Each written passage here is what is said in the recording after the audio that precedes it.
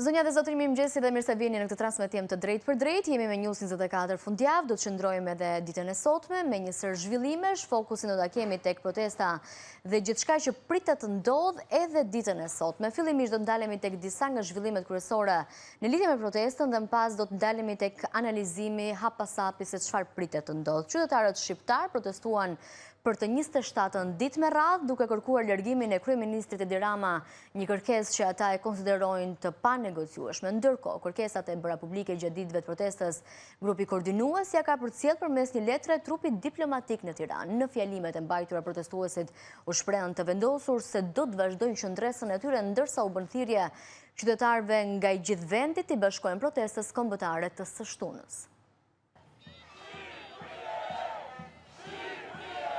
Për të 27-ën ditë me radhë, me mijëra qytetarë shqiptar protestuan në Tiranë, duke kërkuar largimin e kryeministrit Edi Rama dhe të qeverisë së tij. Protesta e nisur që prej 31 maj duket e pandalshme dhe protestuesit janë të vendosur në kërkesat e tyre: dorëheqjen e Ramës, krimin e një qeverie tranzitore, anulimin e disa ligjeve që cënojnë zonat e mbrojtura, ligjin e investitorëve strategjik që favorizojnë oligark, një kod të ri zgjedhor, kufizimin e mandatit të kryeministrit, si dhe një kontratë re sociale me qytetarët e të tjerë. Kërkesat e tyre të bëra publike në ditët e protestës, grupi koordinativ ja ka përcjell përmes një letre trupit diplomatik të akredituar në Tiranë, duke shënuar edhe një hap tjetër të rëndësishëm të kësaj lëvizjeje. Ashtu siç donat pas marshimit në bulevardin Dëshmorët e Kombit, mes thirrjeve dhe ovacioneve, qytetarët protestuan para kryeministrisë. Një prej përfaqësuesve të diasporës tha se populli duhet të shpallë non grata Edi Ramën dhe Belinda Ballukun, dy emblemat e korrupsionit sipas tij, ndërsa bëri thirrje se asnjë nuk do të tërhiqet deri në rrëzimin e diktatorit të fundit. Shqipërinë në një republikë bananesh, në një narkoshtet. Një reagim të fortë ka përcjell në protestë nipi komandantit të UÇK-s Tahir Sinani, i vrarë gjatë luftës në Kosovë. Ai akuzoi kryeministrin Edi Rama dhe kreun e grupit parlamentar të PS-s se sipas tij e kanë vrarë për herë të dytë Tahir Sinanin, ndërsa bëri të ditur se kishte vendosur të largohej nga Partia Socialiste. Kërkojmë dorëheqje sepse ke kthyer Shqipërinë në një republikë bananesh, në një narkoshtet. Kërkojmë dorëheqje për gjyshujt tanë të gjallë dhe ata të vdekur, që rritja e pensionit është më e vogël se indeksimi i çmimeve. Një nga parimet, sot fëmijët tanë nuk kanë pulozin më. Janë si për në laboratoret që nuk kemi kude. Ju ka marrë fëmijëve, na ka marrë qetësinë neve të gjithve dhe na rrjet nga mëngjesit deri në darkë me forma nga të gjitha të mundshmet. Po na vjedhin, po na shesin apo na ndjekin. Se të dalë në protest, keni motra, keni vlezër që i keni jashtetit e i shikoni një herë në vit, keni nipër, keni mbesa dhe i puthi nga kamera e telefonit. Ndërkohë një nga aktivistët kryesor të protestës, Arben Kola, i ka bërë thirrje tatimeve të mos shantazhojnë dhe gjobisin bizneset, duke i bërë thirrje SPAK që të hetojë dosjet ku tatimorët janë të përfshirë. Një denoncim shkon për policinë e shtetit dhe policinë e tatimeve që ka vënë sulm shumë prej qytetarëve, biznesmenëve, anë kanë Shqipërisë. Ne po ju themi, ne ase ju do vazhdoni me procedime, me kërcënime, me shantazhime, atëherë ne nuk e mbajmë popullin që të vihet të shtëpia tuaja. Prandaj thirrje për SPAK-un të veprojë sa më shpejt ndaj këtyre hajdutave që vendosin çopa dhe dërgojnë kërcënime. Disa prej protestuesve që morën fjalën renditën një sër arsyesh pse ata i kanë detyruar që të dalin në protestë, duke nënvizuar faktin se vendi po qeveriset nga ignorantët dhe Shqipëria është kthyer në një republikë bananesh, ndaj largimi i Ramës mbetet i panegociueshëm.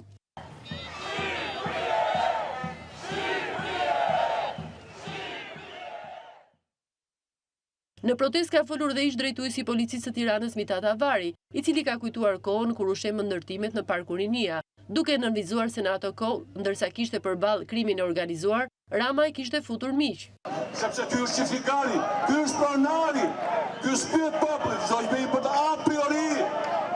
Na ka sklevur, ne jemi sklevur. Kemi votur shumë, kemi 81 vjet në sundimin e bolshevikëve. Jemi të fundit. Shqiptar ku jeni, policia e shtetit, keni kujdes me popullin. Gjatë fjalimeve ju bë sërish thirrje qytetarëve nga i gjithë vendi që t'i bashkojë protestës kombëtare që do të mbahet këtë të shtunë.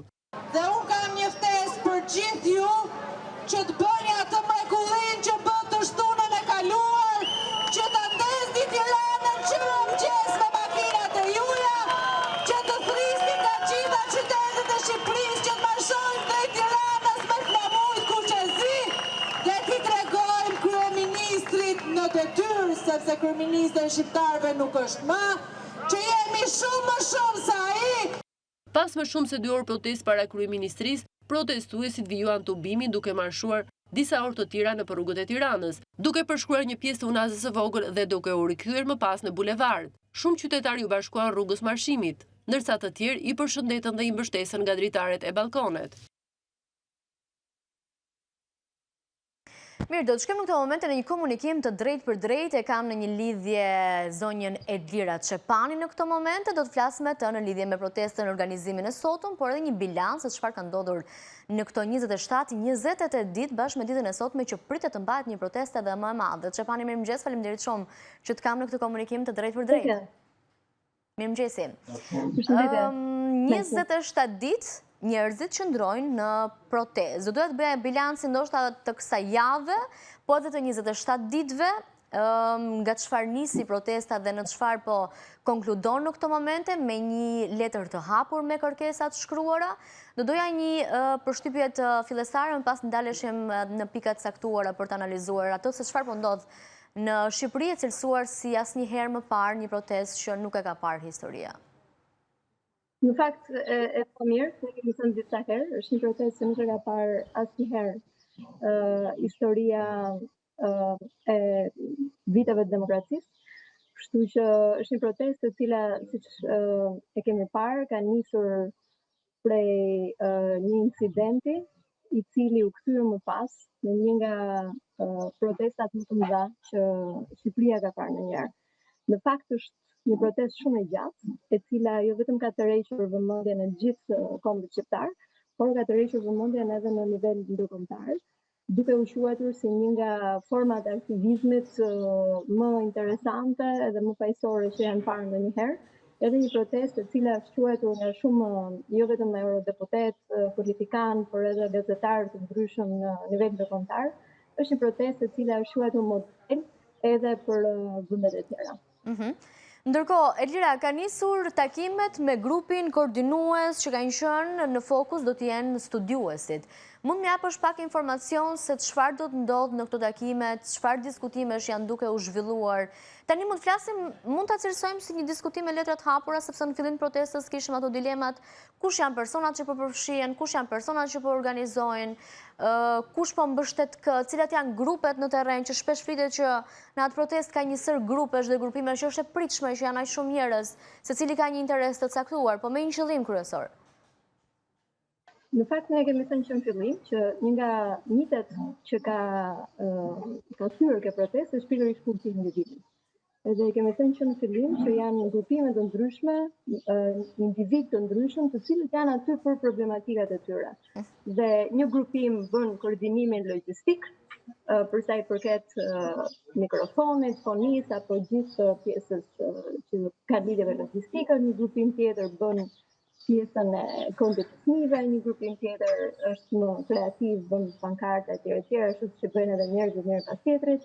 Të rinjt janë jashtëzakonisht kreativ në idetë e tyre, në meme, në pankarta, vetë organizohen, kështu që dikush tjetër ka ardhur me ide të tjera, kështu që është një protestë e cila kemi thënë të gjithkohës ka thyer kultin e individit, që ne kemi patur shumë shpesh edhe në aktivizëm edhe në politikën shqiptare, dhe ka bërë që një grupim i madh njerëzish kaq heterogjent të bashkohet për një konflikt.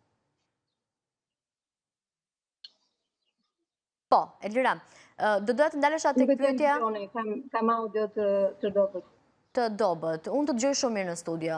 Do doja të merrja informacion në lidhje me takimet që studentët janë duke zhvilluar me intelektualët, pra me pedagog, me njerëz të fjalës së mençur dhe të dijes. Ku pritet të shkohet me këtë lëvizje dhe çfarë pritet të ndërtohet përmes kësaj narrative tashmë? Po, në fakt janë shumë pozitive, gjitha llojet e takimeve që zhvillohen në kuadër të një nisme si kjo, sepse këshillimi është gjithmonë i rëndësishëm dhe angazhimi i profesionistëve në fusha të ndryshme për diçka që kërkohet të ndryshojë një sistem të tërë, mënyrën si ka funksionuar dhe të jap edhe alternativa të reja si mund të funksionojë më mirë ky sistem, dhe kur them alternativa nuk them grupime të reja, por alternativa të një sistemi të tërë.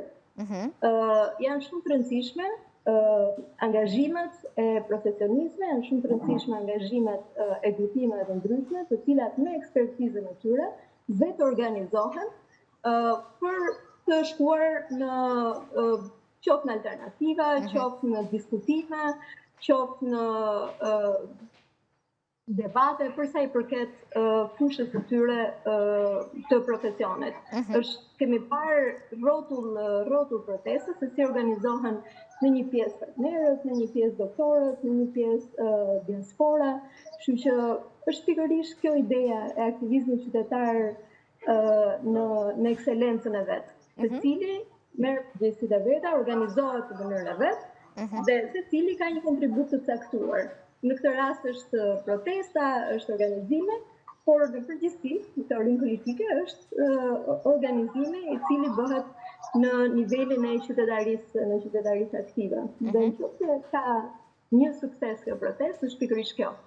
Njerëzit e kanë kuptuar që secili për nesh duhet bëj kontributin e vet, në fushën e vet, dhe duhet vetë organizohemi për të arritur ato objektiva, për të identifikuar problematika dhe për të arritur ato objektiva edhe në nivel sektorial, jo vetëm në nivel përgjithshëm qytetar. Pra juristët bashkë, mirët bashkë, sepse mendoj se një nga ndryshimet që duhet të ndodhë është një grup personash të mos marrë vendime për një sektor caktuar të cili s'ka fare ekspertizë. Pra ku bëhet fjalë për mjedisin, duhet janë ekspertët e mjedisit ata që duhet flasin, e tjerë duhet dëgjojnë. Bëhet fjalë për mjekësinë, duhet jetë mjekët, profesionistët ata që duhet flasin, të tjerë duhet vetëm të dëgjojnë.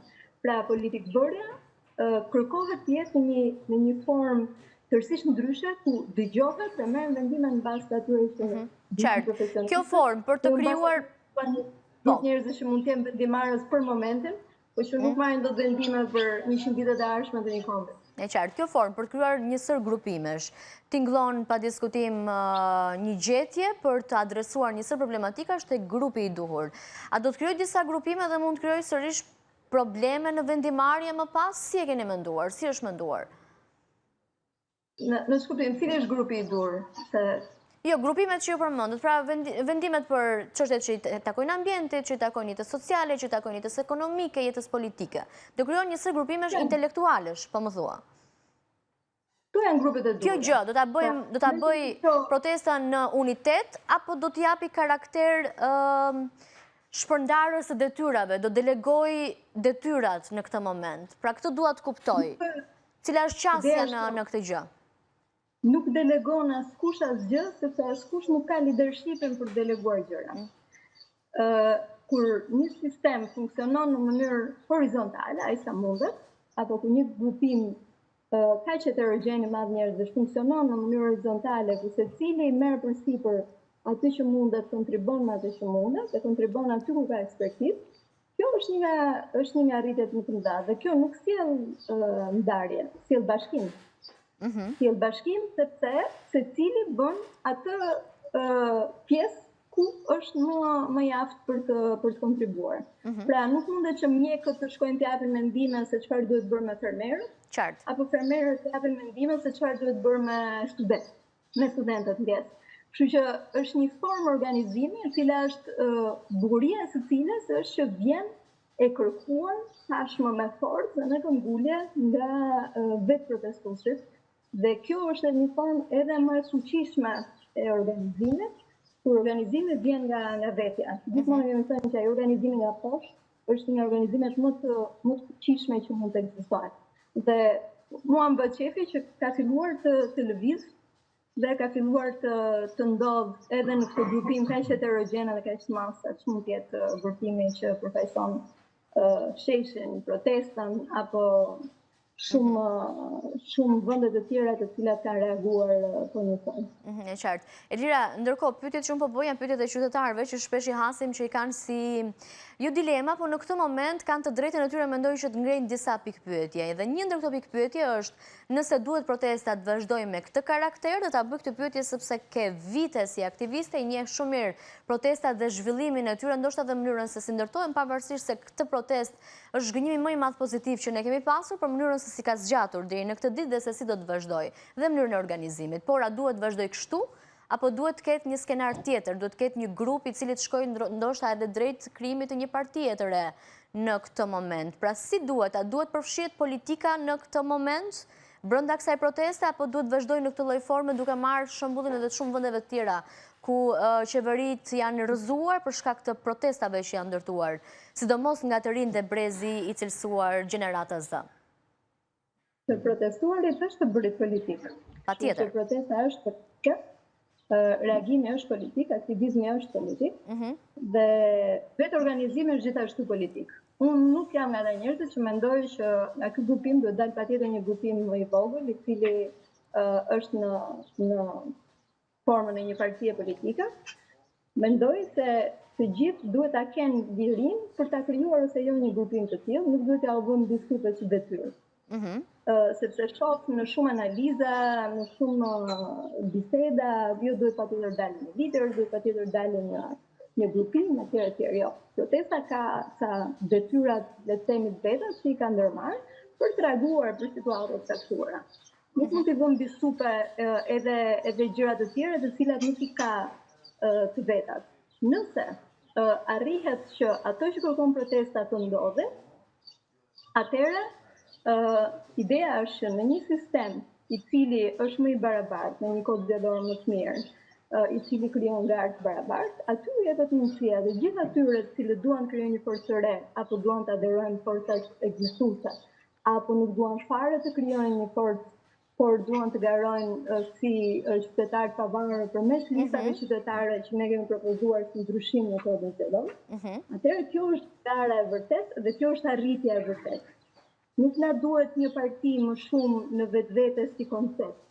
Na duhet që përfaqësimi të jetë i mirëfillt përmes garëve të barabartë dhe përmes heqjes së atyre barrierave, sot i pengojnë qytetarët të garojnë në mënyrë të barabartë. Pra ne sot kemi një sistem i cili favorizon dy parti të mëdha dhe që nuk i jep asnjë mënyrë aksesi, qoftë alternativave të reja, qoftë edhe individëve, grupeve të individëve të cilët duan garojnë pa patur nevojë që të bëjmë pjesë në një strukturë politike. Gjitha këto gjëra, përtej pasaj financimit partive politike apo problematikave të politizimit të administratave zgjedhore, gjithë të gjërat e tjera, që janë problematika që ne kemi në fakt ngritur ndër vite, janë të gjitha këto krijojnë këto barriera të cilat krijojnë problematikën e mungesës së përfaqësimit edhe fatkeqësisht më pas, e cila përmblidhet në një fatkeqësi ndaj sistemit në këtë rast. Kështu që nëse këto rregullohen, secili më pas mund të ketë zgjedhjen të krijojë një grupim, të hyjë vetë, të krijojnë disa grupime, nuk është çështja kush do të krijohet dhe kush do të marrë leadershipin. Çështja është që sistemi të largojë barrierat, gjitha njerëz që dalin aty për problematikat e tyre, të kenë mundësi që të jenë edhe pjesë e zgjidhjes. Kaq e thjeshtë është, edhe pjesa e profesionistëve. Ne kemi shumë profesionistë të mirë në Shqipëri. Dhe shpesh kemi të shprehjen që po i ta kush do vi, ne s'kemi profesionistë të tjerë, kemi plot. Kemi plot profesionistë të cilët fatkeqësisht deri më sot nuk janë dëgjuar në mënyrë të mjaftueshme për vendimarrje të cilat merren qoftë në pjesën e mjedisit, qoftë në pjesën e mjekësisë apo në fushat e tjera. Dhe kjo është një nga problematikat dhe prandaj shkohet në rrugë të gabuara sepse nuk dëgjohen ekspertë. Dhe kjo është një nga problematikat që ngrihet edhe në protestë, së tashme njerëzit kanë zë dhe duan të dëgjohen. Shkërkesa e tyre, duan të dëgjohemi ashtu siç e meritojnë. E kemi parë në fakt që edhe përmes fjalimeve njerëzit kanë zgjedhur, qytetarët të ndershëm dhe të drejtë që kanë dalë përpara kamerës dhe kanë folur, kanë dhënë mesazhe shumë të forta dhe këshilla shumë të mira. Dhe ndër këto fjalime të cilat janë mbajtur, U ndërtuan edhe 5 pika, të cilat janë edhe thirrja kryesore dhe kërkesat kryesore. Si u dakordësua për këto 5 pika dhe ti analizojmë ndoshta disa prej tyre, dhe kryesorja është dorëheqja e panegociueshme e kryeministrit dhe krijimi i qeverisë teknike. Si u arrit në këto 5 pika dhe i komentojmë shkurtimisht disa prej tyre. Që t'jemi qartë, e para nuk është çështje individësh, pra tiki njëri dhe di tjetri. E qartë. E para është ndryshimi i një sistemi të tërë në mënyrën se si funksionon. Pra, hapat normalisht kanë qenë shumë të qartë që në fillim. Do më thënë, stopohet, le të themi, ajo që funksionon sot, fillon përgatitja për zgjedhjet parakohshme në mënyrë që përfaqësimi të jetë i duhur, qeveria teknike që kërkohet bën edhe propozimen për ndryshime në kodin zgjedhor, e çon vendin në zgjedhje, dhe më pas kod zgjedhor i cili jep mundësi barabarta për të garuar, siç e tham, të gjithëve partive të reja, partive të vjetra, dhe që nuk ka një pushtet ose nuk ka asnjë parti që është në pushtet për ta drejtuar vendin në zgjedhje, pra krijon barazi qeveria teknike, se kjo është një teknikë që përdoret në gjitha vendet, në shpikun në Shqipëri. Qartë. Dhe një kod të ri zgjedhor shkon në zgjedhjet e reja dhe aty garantohet në rastin më të mirë përfaqësimi i duhur, i cili më pas ndërmerr reformat institucionale që për cilat vendi ka nevojë dhe të cilat qytetarët tashmë po i kërkojnë fort. Nuk është se si kanë kërkuar përpara, tashmë janë bërë grup dhe po i kërkojnë fort.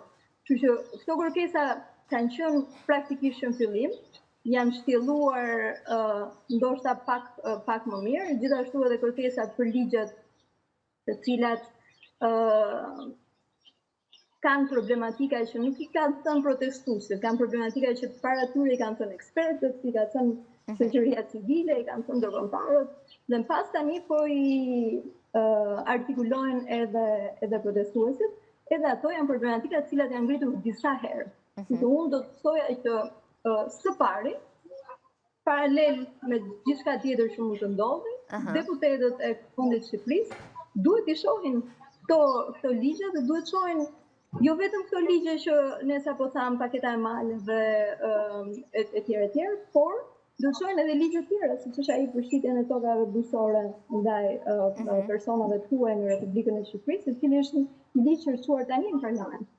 Pra, ka një kërkesë të shtërës e cila përkthehet në dy gjëra të përgjithshme. E para është mirëqeverisja, e dyta është digjesë ndaj problematikave të qytetarëve dhe përgjigje e atyre adresimit atyre problematikave me ligjet përkatëse, duke bërë ligje të reja, apo duke shkuqizuar ato të cilat mendohet se janë gabim. Po mendoj që qytetarët i kanë artikuluar në mënyrë më të mirë të mundshme, duke mos qenë as ekspert të fushës, dhe tani është detyra e institucioneve, të cilat i marrin seriozisht dhe t'i adresojnë njëra pas tjetrës, si qytetarët. Si e ke analizuar seriozitetin deri në këtë moment, të mënyrës se si po zhvillohet edhe, nëse mund ta cilësojmë, presion në këtë moment publik edhe të qeverisë Rama, edhe të opozitës. Opozita në njërën anë fillimisht e kundërshtoi, pastaj priret që të tregojë një hap afër protestës, një hap larg. Si e ke parë gjithë komentin që është bërë një sër figurave publike, të cilat po publikohen në rrjetet sociale, po linçohen publikisht? Si e ke parë qëndrimin e mazhorancës dhe qëndrimin e opozitës në këtë moment? Unë kam thënë gjithmonë, jo vetëm në këtë rast, por në raste të tjera, bullizmi politik nuk është një zgjidhje për problematikat. Unë preferoj institucione të cilat i përgjigjen me seriozitet qytetarëve, as duke i tallur, as duke i kërcënuar në mënyra nga më të ndryshme, as duke u thënë gjëra pafund të cilat nuk kanë lidhje me problematikat. Unë besoj se institucionet janë aty, paguara nga taksat e qytetarëve, për të bërë me seriozitet punën e tyre. Edhe partitë politike paguhen nga taksat e qytetarëve në mënyrë që të jenë institucione tek të cilat bëhen politika të rëndësishme, bëhet qeveria apo bëhet opozitë. Kështu që unë mendoj se ka shumë vend për të përmirësuar në pjesën e përgjigjes me adresimin të gjitha këtyre problematikave dhe sapo e thash. Është shumë e rëndësishme që në parlamentin shqiptar të merren masa, paktën për të adresuar dhe për të diskutuar këto problematika të cilat janë ngritur në shesh. Hajde të diskutojmë. Ka në një problematik, 1, 2, 3, ta ridiskutojmë, ta shpëqyzojmë ligjin, ta rishohim, ta amendojmë, mos ta sjellim në diskutim këtë ligj i cili sjell acarim të mëtejshëm të turmës të këtij ligji i ri që po hyn. Të gjitha këto janë përgjigje ndaj kërkesave të atyre qindra mijëra qytetarëve, të cilët nuk janë pak. Janë një masë kritike e cila është e nevojshme që të dëgjohet. Dhe një nga gjërat e tjera për të cilat ekzistojnë institucionet është pikërisht maturia me cilën duhet ta qeverisin vendin, dhe duhet që të mbajnë ekuilibrat edhe fajsor për sa i përket adresimit të problematikave. Së ndryshe, nëse ne nuk do të kishim institucione që i paguajmë me taksat tona, atëherë do të kishim si në Wild West, secili për vete, me hakmarrje personale, me zgjidhje personale të problemeve, dhe ku kemi arritur këtu? Jemi në vitin 2026, pikërisht prandaj ekzistojnë institucionet, që me maturi të bëjnë zgjidhje kolektive të atyre problematikave që ngrihen nga grupime të caktuara, njerëz të caktuar etj. Në këtë rast grupimi është shumë i madh. Dhe nuk mund të në asnjë mënyrë nuk mund të anashkalohet mendimi i këtij grupimi, i cili në fakt megjithëse është heterogen, ka mendime shumë qarta të përbashkëta dhe ka pasur shumë qëllim. Dhe shumë bukur e thatë ju, dhe të gjithë biem dakord që Sepse është duhet të jetë maksimal. Pa diskutim që po dhe duhet Nëse nuk është, patjetër që protesta do të vazhdojë dhe nuk i dihet pastaj si vazhdon protesta. Do ta bëj këtë pyetje në fund për mënyrën se si mund të vijojë protesta, por ashtu sikurse edhe ju e thatë dhe të gjithë biem dakord që qoftë tek organizimi, tek mënyra se si është ndjekur një qetësi e lakmueshme për të marrë hapat një nga ana e protestuesve. Thirrje që bëjmë për të mos rënë pre provokimeve dhe deri tek dërgimi i një letre në drejtim të ambasadave. Çfarë përmban kjo letër, Elira, dhe çfarë duhet kemi parasysh në këtë moment për reagimin ndërkombëtar? Mediat ndërkombëtare të gjitha kanë zier me lajme në lidhje me protestën në Shqipëri, edhe duke ngritur në pjedestal në sensin e mënyrës se si po organizohet. Por më tej se çfarë pritet dhe çfarë prisni ju nga ndërkombëtarët në sensin e reagimit? Ndërkombëtarët në fakt kanë reaguar në mënyra nga më të ndryshme, ka reaguar media duke në fakt mos e patur dhe informacionin e dur, se disa media vazhdojnë të mendojnë që ky është një reagim kundër Amerikës, kundër Trump dhe kundër projektit. Nuk e kanë kuptuar akoma që prej ditës së parë ky ishte një reagim kundër keqeverisjes të Shqipërisë në përgjithësi dhe nuk ishte kundër një politike të caktuar apo kundër një grupimi të caktuar. Kështu që kjo është pak po e sigurt edhe kjo është një gjë për cilën duhet të vazhdojmë të informohemi. Nga ana tjetër, reagimi ka qenë shumë i fortë nga eurodeputetët, të cilët dhe nga deputetë të parlamenteve të ndryshme evropiane, të cilët në fakt e kanë bërë pjesë edhe në fjalimet e tyre, kanë reaguar në mënyra nga më të ndryshme. Kështu siç unë do doja që ta kishte reagonin edhe deputetët e Parlamentit të Shqipërisë, dhe të cilët, siç ne e dimë, kanë ndërmarrë dhe rezolutën në Parlamentin Evropian. Disa prej tyre do të jenë të fundjavë në shesh, duke reaguar së bashku me qytetarët shqiptarë. Disa të tjerë e kanë shprehur mbështetjen e tyre hapur. Reagimi ka qenë shumë i fortë nga ana ndërkombëtare. Zakonisht ne e dimë që është e rrallë që të ndodhi, se në përgjithësi ndërkombëtarët zgjedhin rrugën diplomatike. Së radhe nuk është dhe aq diplomatike, është e hapur mbështetja e grupimeve të caktuara, kështu besoj se kjo është një gjë pozitive. Mua ka pëlqyer pjesa që e kanë marrë Shqipërinë model të aktivizmit. Shumë shpesh ne marrim ata model të aktivizmit, thoshim shumë përpara si mund ta bëjmë që të jemi edhe ne të reagojmë si ata ndaj këtij. Tashmë jemi bërë neve modele dhe kjo është shumë. Kjo është shumë e bukur ta shohë Shqipërinë në këtë lloj perspektive. Ndërkohë, deputetët, ministrat, kjo është shumë e vështirë, po marrin, po qëndrojmë tek deputetët, meqense kemi edhe Koçekun që ka dalë në këtë moment me thirrje të hapura edhe me një kundërshtim ndaj mazhorancës. Deputetët në tërësi që dalin nga opori, qoftë dhe i mazhorancës, qoftë i opozitës, janë të mirëpritur apo nuk janë të mirëpritur? Duhet apo jo në këtë moment të vinë si politikanë atë protestë apo të vinë thjesht si qytetar protestues? Si e gjykon, si e mendon? Politikanët kanë dy veste. E para është ajo e qytetarit, që është më rëndësishme, dhe dyta është ajo e politikanit, e cila është gjithashtu e rëndësishme. Se nëse ne si qytetar kemi vetëm fjalën, pra deri aty kemi mundësi që ta çojmë problematikën, ta ngrejmë problematikën dhe të ofrojmë zgjidhje, politikanët kanë, ose të paktën ata që janë të zgjedhur në institucionet e pajisuse, kanë mundësi që të kenë edhe votën për te asaj që kemi ne, dhe në fund të ditës janë ata vendimarrësit për problematika të ndryshme. Kështu që unë i përgëzoj dhe i kam përgëzuar gjithmonë gjithë ata politikanë të cilët kanë fuqinë edhe këmbgulën për të dalë jashtë rreshtit për problematika të caktuara.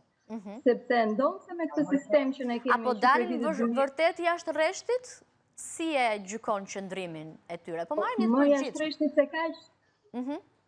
Për di, a mund të dilet, pa tjetër që ka disa individ të cilët kanë dalë, do doja që t'ishin më shumë, jo të dalë jashtë rreshtit në kuptimin fizik, por që të kenë mendimin tyre dhe këmbguljen e tyre për problematika të caktuara. Kjo gjë pa mundsohet në një farë mënyre nga pjesa e sistemit zgjedhor, që ne kemi ngrejmë prej vitesh, sepse kjo është problematika, në cilën ti je një person i futur në listë nga partia jote politike dhe duke qenë se 90% e parlamentit është zgjedhur edhe me lista të mbyllura, kjo krijon problematikën që ty praktikisht ka zgjedhur partia, nuk kanë zgjedhur votat e qytetarëve. Dhe ti ke më shumë detyrim ndaj partisë se sa ndaj qytetarëve të cilët kanë votuar në mënyrë të drejtë. Kjo është një nga problematikat që krijon një dobësi, le të themi, të fuqisë deputetit në këtë rast, po edhe të pushteteve të tjera, të cilat nuk zgjidhen në mënyrë drejtë. Dhe prandaj kemi vite të tëra që themi që kodi zgjedhor duhet rishikohet për të dhënë mundësinë edhe kandidatëve, edhe deputetëve të kenë një marrëdhënie të drejtë për drejtë me votuesin, si në rastin e një sistemi që është me lista të hapura, pra ku ti zgjedh individin dhe jo logon e partisë, jo listën e partisë, dhe nga ana tjetër edhe një sistem i cili garantoj barazin edhe mes kandidatëve, por edhe mes votave të qytetarëve. Pra që një vot në Shkodër të mos ketë më pak vlerë se sa një vot në Vlorë, le të themi, apo se një deputet me 300 vota të futet në parlament dhe një deputet me 20.000 vota të ri jashtë parlamentit. Kam pikërisht këto teknikalitete që mund të duken shumë formale në pamje të parë, të cilat e zhveshin deputetin nga fuqia e vet për të bërë ndryshimin apo për dalë jashtë rreshtit, siç po thoshin, për problematika të cilat i mendon të rëndësishme, qoftë për komunitetin e vet, qoftë për kategorinë e vet, të profesionistëve, apo qoftë për qytetarët në tërësi. Që pikërisht prandaj një nga kërkesat kryesore gjatë gjithë kohës që ne kemi bërë ndër vite për që e ka edhe kjo protestë, është rishikimi i mënyrës se si garohet për të qenë pjesë e institucioneve përfaqësuese të Republikës së Shqipërisë. Që është shumë e rëndësishme. Ne pastaj të kemi njerëz të cilët na përgjigjen, ne u thrasim për problematikat të tjera. Dhe që në kryet herës është artikuluar për ndërhyrje nga regjime, po marrim Iranin në këtë moment, që kur nisi protesta, kryeministri Rama e ka artikuluar këtë gjë dhe ka vazhduar edhe më vonë. Si e shikon këtë narrativ në këtë moment? Kemi dhe një person të shpallur nën grata në Shqipëri, edhe kjo një lëvizje, kemi zotin Goxha që mbajti dhënien e 5 pikave të kërkesës tuaj, që dhe ai u linçua publikisht. Si e shikon të gjithë këtë narrativ në këtë moment? Në këtë moment që protesta po vazhdon në ditën e 28 sot që do të mbahet dhe që thirrja është për një protestë edhe më masive se ditët paraardhëse. Unë nuk kam parë në shesh të ketë problematika të tilla, të cilat kanë lidhje me ndërhyrjen e forcave të errta apo financimin. Kam parë që aty njerëzit u akuzuam edhe që kishim lapsa me ngjyra, lapsa me ngjyra të cilat financoheshin nga shërbimet sekrete. Pak ato lapsa me ngjyra i sjellin prindrit, i çoj unë atë kurrizatojnë fëmijët e protesta.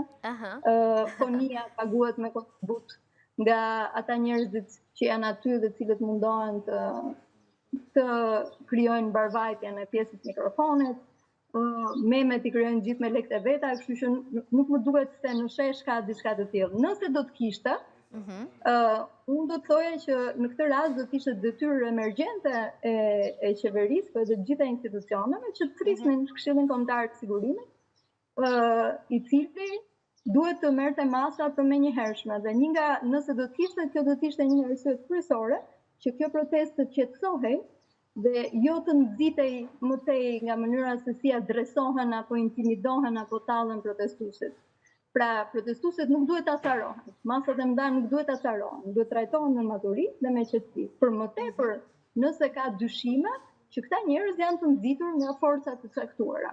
Pra, nëse do të ishte ashtu siç thot qeveria nuk po bën punën e vet për të mbrojtur qytetarët e vet nga këto forca, po në fakt po i nxit edhe më shumë. Kështu që kjo mendoj se është një nga problematikat edhe këto, mënyrën se si adresohen. Nëse pasaj është diçka që përdoret vetëm për propagandë, për të friksuar apo Jo, është për të ulur vlerat e një proteste e cila në fakt është tërësisht shqiptare dhe është tërësisht e organizuar nga qytetarët shqiptarë dhe organizuar pikërisht nga ata që i kanë çuar deri në pikën që nuk kanë më asnjë zgjidhje tjetër përveç reagimit. Unë mendoj se organizatorët kryesorë janë ata që kanë krijuar problematikat, edhe jo ata të cilët po reagojnë në shesh sepse është gjëja e fundit që mund bëjnë dhe s'kan asnjë mundësi tjetër.